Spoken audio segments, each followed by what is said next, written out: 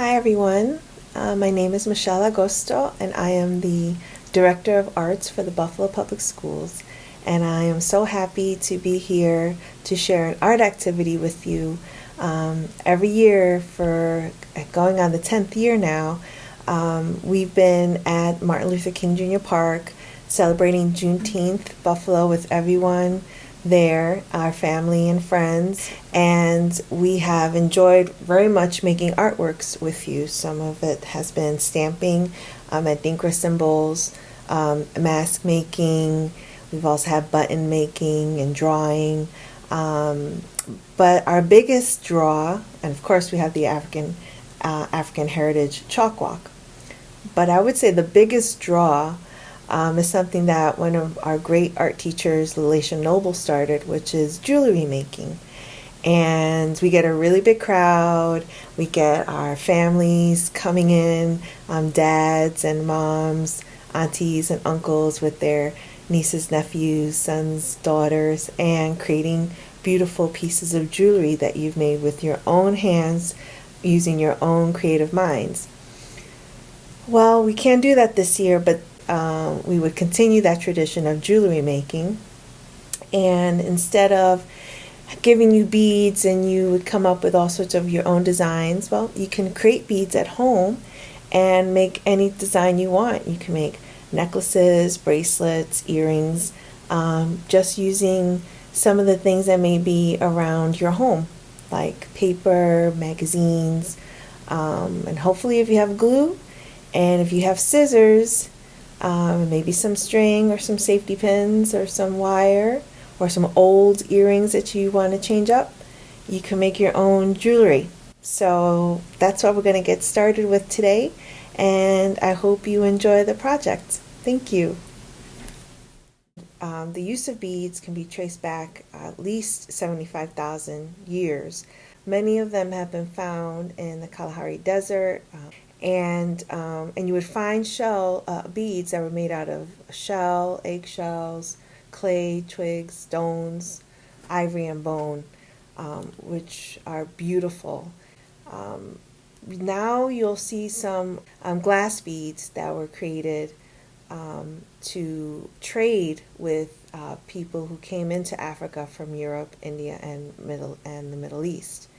So beads were used in various parts of Africa as adornment, which is jewelry and wonderful creative pieces to wear or works of art.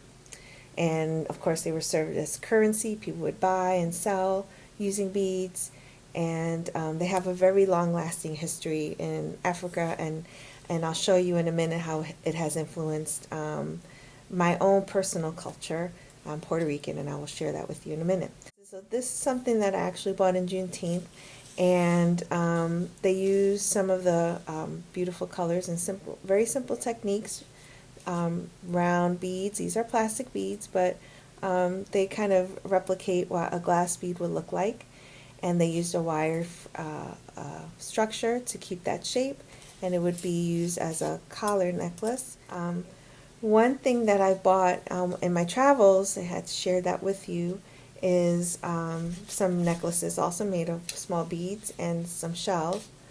And this is one that I got when I was in Kenya. I couldn't afford a lot of things at the time that I went, but this to me is a treasure, and I love this very much. And again, it's like a choker, and you can see the beautiful colors and design, all with those really tiny beads that I don't know how people have patience to do that, but you can see how small they are, how beautiful they are. And then I also got, when I was in Kenya, this one, which is they've used a shell of some sort, and they made this really interesting, cool shape. And they also used the very small beads, the seed beads, and some larger ones, and made a beautiful pattern. Bead making is always about pattern. So when you do your paper beads, you want to think about patterns. You can make all sorts of colored paper beads. You can make them look like different textures. So you want to really think about your pattern when you make your own necklace. And the last one that I bought in Puerto Rico. I am Puerto Rican, so there is some influence of Puerto Rican jewelry based on our ancestors, because as you may know, Puerto Ricans are a mixed culture of African heritage, Spaniard heritage, and Taino heritage, which were the native people of the island of Puerto Rico, which was once called Boriken. So this is a necklace that I bought, similar kinds of beads, and they used stone, and they actually engraved a symbol, which is the sun here, a really important symbol in Taino culture, which is also an incredibly important symbol for many African cultures and African heritage. So this, what I have here, is a very simple paper bead bracelet made by my niece, Trinity, and she added beads that she had. It spells here, Titi M. Titi means auntie in Spanish, and M for Michelle. And she put that together with some beads that she rolled up at, I believe it was camp she did this, and she made one for me. So I keep this. This is a treasure for me, almost as important as the other necklaces that I showed you. So what you're going to need to get started are hopefully supplies that you have at home. You want to have some magazines, so we can cut out the paper, and hopefully the magazine has lots of different colors and patterns. That'll always make it very interesting. If you don't have magazines but you have paper, just plain white paper, we can use that too. Or you can use a really old book that nobody reads anymore, but make sure you get permission from your family to use that book. But you can use white paper, and you can just make patterns and color a whole piece of paper, and we can cut the paper if you need to. So paper that you color different patterns, we can use too. You're going to need some scissors. You're going to need a stick of some sort. Now this is a skewer stick. You kind of make shish kebab with this. You want to find something that is similar to this. Any kind of a stick that's not too fat. If worse comes to worse, you could use a pencil or an old marker. This doesn't work anymore, so we can roll something up with this. But no skinnier than this, and definitely not fatter than this. And you're going to use this to roll your beads. So whatever you have that's similar to this, that's what we need to use. You may need a pencil so we can draw some of the lines that we're going to cut for the paper. You're going to need glue, either a glue stick or white glue is fine. White glue is kind of good because when you put the white glue on top of the bead, when you're all done rolling it, it makes it nice and hard, so it feels like a real bead. And you'll want a plastic baggie so that when they dry, you have a place to put all your beads. So now we're going to get started with making the beads, our paper beads. So I'm going to take this magazine that I have. I've used this before, so it's a magazine that nobody really needs. I had two of them, so I'm using one. And I'm going to find a page that I find really interesting. This is a nice bright yellow page, and this has lots of patterns already in there with different colors. So I think I'm going to use that.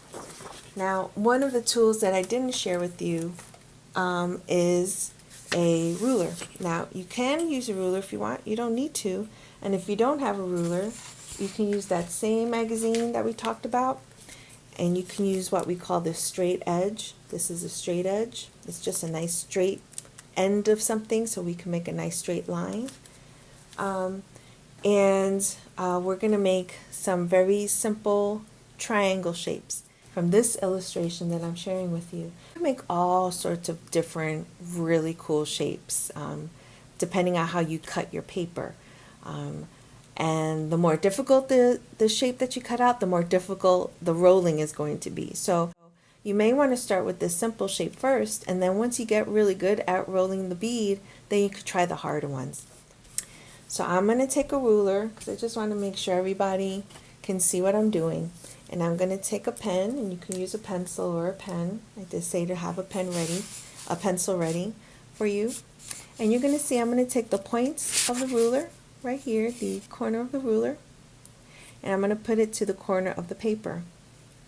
And I'm going to make a nice triangle shape. So you see this space right here, this is a triangle shape. So I'm going to make that triangle shape.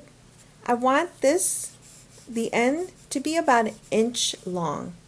Okay, so I can just measure the inch. You can see I can make the line a little dot here if you wanted to. Or if you want to make a long bead, you could do 2 inches. Or if you want to make a medium-sized bead, you can make 1.5 inches. It really depends on what you want to do. I think I'm going to make my first bead. I said 1 inch, but I think I'm going to do 1.5 inches, which is the second dot that I just drew. So I'm going to put my corner of my ruler, or your straight edge, to the dot here that I made that tells me I have 1.5 inches on the bottom. And then I'm just going to draw a line. Okay? And then what I'm going to do is I'm going to do the same thing on the other side. I'm going to start at the point here that I just made at the bottom of the first bead. Well, that's going to be the beginning of my second bead. And I'm going to make a line this way so I can make a triangle that way.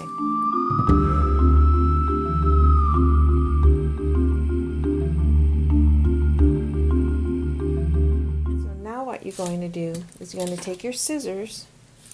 These are big scissors. Right? I'm a big person, so I can use big scissors. If you're smaller, if you have smaller hands, you want to use smaller scissors. And if you only have big scissors, just make sure you're really careful and make sure you have permission to use them.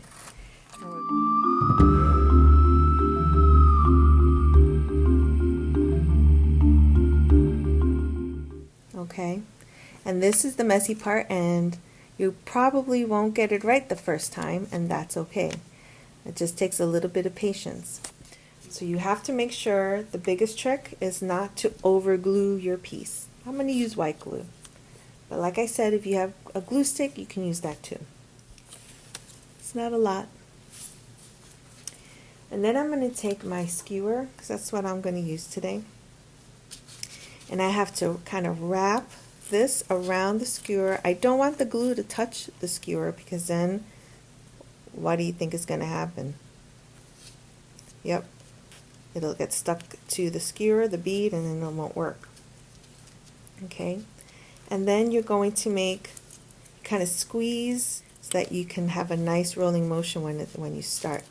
Now, but you can't roll it without glue, so again, you have to be really careful. And you put just a little bit of glue down, down, down. And then you stop about 1 inch to the end, because the glue will probably spread to the end. And if we don't have enough glue, we can always add a little bit more. So what we're going to do is we're going to roll, roll, roll, keep rolling. And it's not, you don't want to rush. You want to make sure that you roll and that it's nice and tight and that the glue is spreading. And you want to try to keep the pointy part in the middle as best as you can. Okay, because that's going to be the middle part of your bead. And you can see I'm getting glue on my fingers, and that's okay, because what I'm going to do now is just add a little bit more glue. Got to be careful that we don't go crazy with the glue. Okay, just a little bit more glue, and then you're going to wrap that baby around all the way.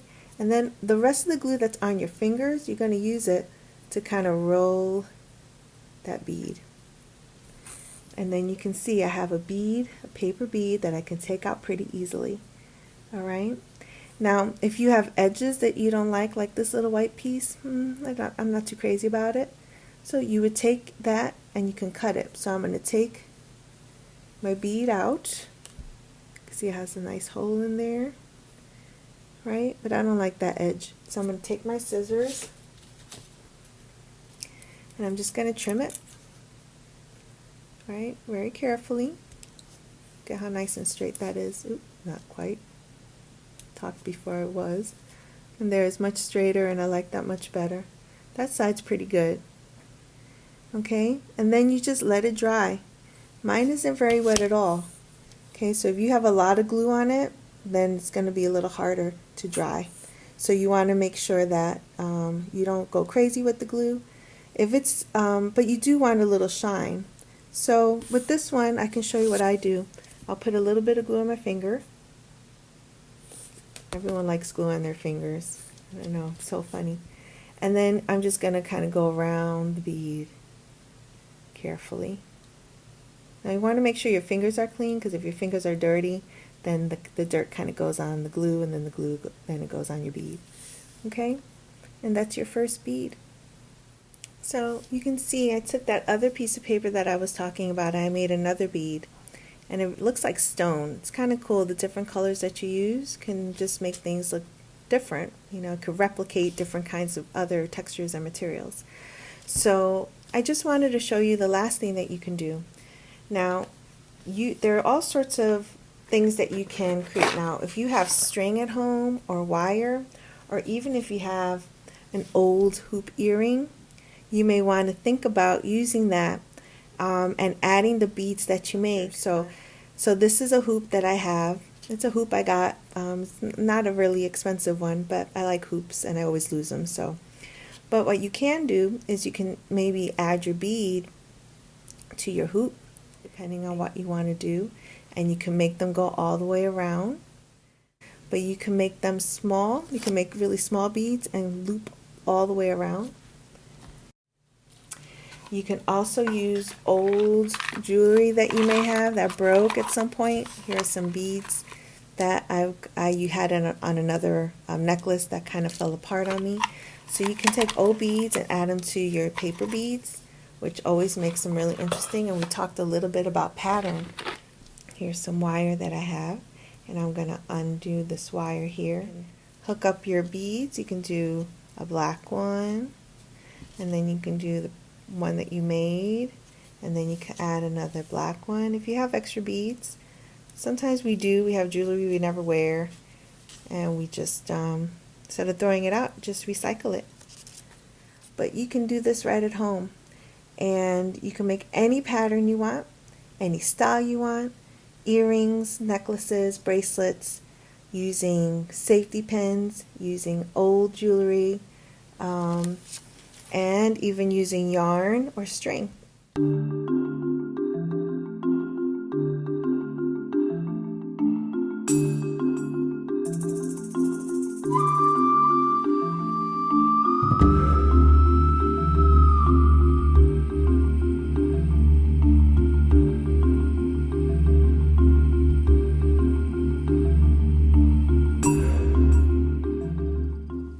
So I hope you really liked making paper beads with me. I enjoyed making them with you. Post your paper beads. Show me what you did. Even if they're not finished, you can show me the ones that you created. And if you are finished, show me what kind of jewelry you ended up making. You can post on Juneteenth Buffalo on Facebook and just give us a shout out. And you could hashtag Juneteenth Buffalo. You could hashtag BPS Artworks. And you can hashtag Buffalo Schools, and you can hashtag paper beads. But I hope you had a really good time making them, and let me know what you thought. Have a great Juneteenth.